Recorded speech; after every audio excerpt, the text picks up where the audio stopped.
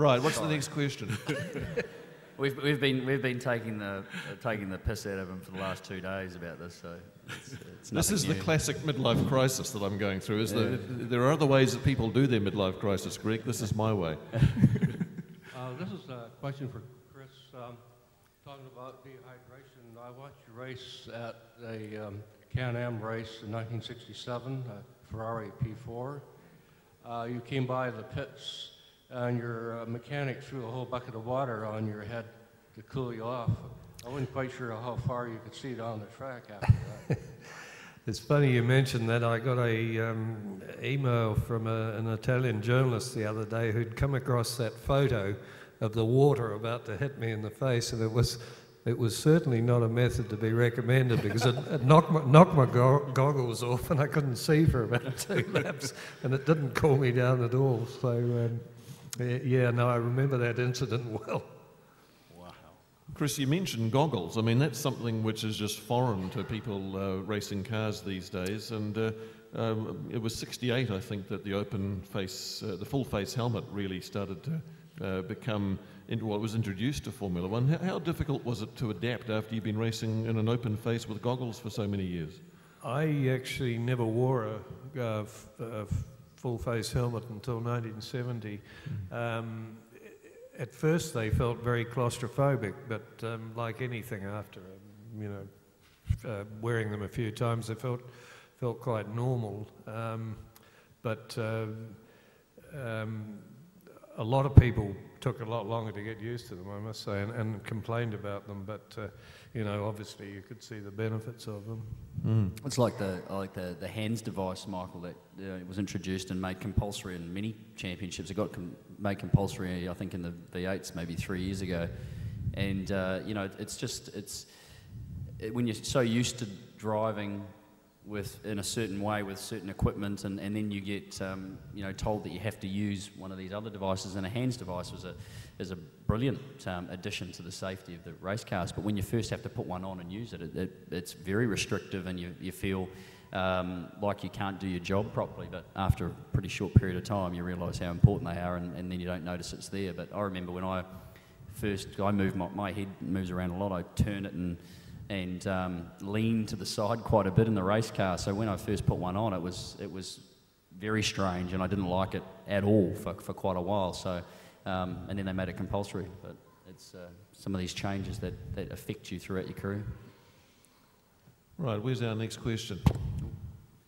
We've got one here and one here. We'll take you first. Just a question for Chris and Greg. What's the most frightening moment you've had on a track? Watching Mike Clark go around. I don't think you've been to see me race yet, Bob, so I thought you were supposed to be my PR man. Sorry, you saw it on the highlights on TV. Sorry, Chris, Greg. The most frightening moment I've had on the track, is that what the question was? I can't pick out any, well, I say I can't pick out any particular one. The most frightening ones is when something goes wrong on the car, because you get to a point where you really don't make very many mistakes, and most accidents are actually caused by tyre failures or mechanical failures. When you're doing it, it all feels actually very slow. All you want is the car to go faster. But when something goes wrong, a wheel falls off or something, then suddenly the whole thing accelerates dramatically, and that's a scary moment when you know that you've lost it, you're going to hit something. And I had a couple of major accidents. Probably the biggest one I ever had was at the Italian Grand Prix at Monza in 1968, when we were running hydraulically operated wings at the time, and you used to hold the button down on the steering wheel going down the straight, and that would keep the wing level to reduce the drag.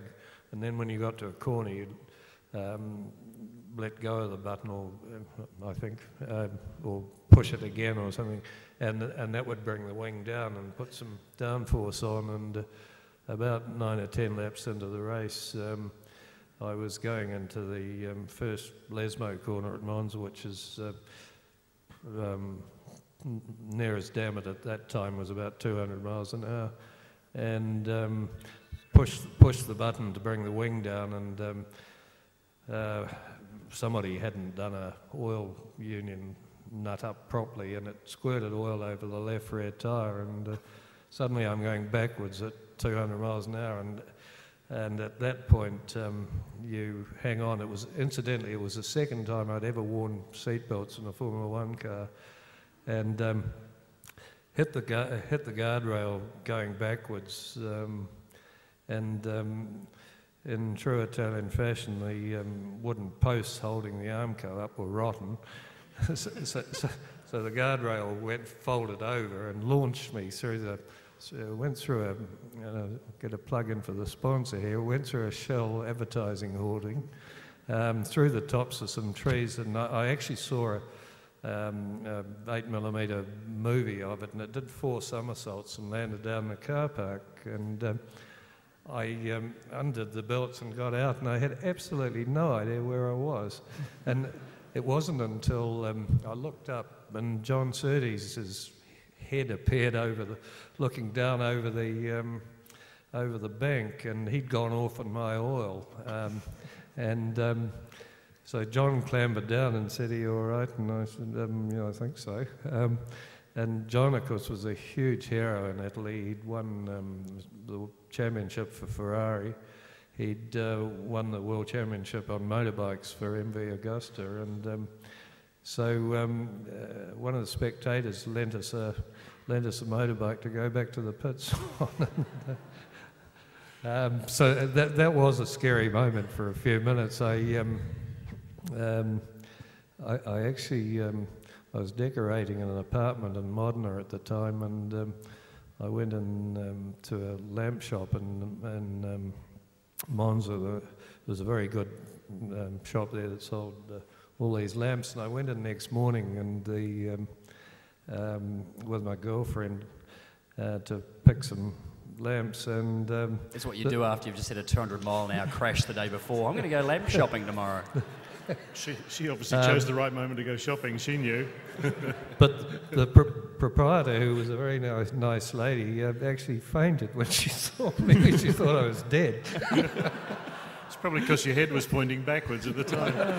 I got to say that safety has made all our crashes so boring and compared to your ones. They're nothing. I've got nothing that even comes close to that. Oh, yes, you have, Greg. Yeah.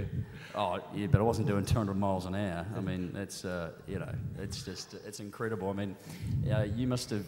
I mean, I'm sure you had a few incidents that were at high speed, but I mean, he says he was wearing seatbelts for the second time in a Formula One car. My God, you know. Well, Le Mans must have been phenomenal because the Mulsanne was straight. Obviously, it was the speeds down Le Mans down the Mulsanne when you were doing the sports car stuff were just horrific, weren't they? They were really quick. We were the fastest car I ever drove there was the year before we won. Actually, it was a long-tail Mark II Ford 7-litre, and I think they were getting up around the 235 mile an hour. 235 miles an hour. It's 360, 70 kilometres an hour. Yeah.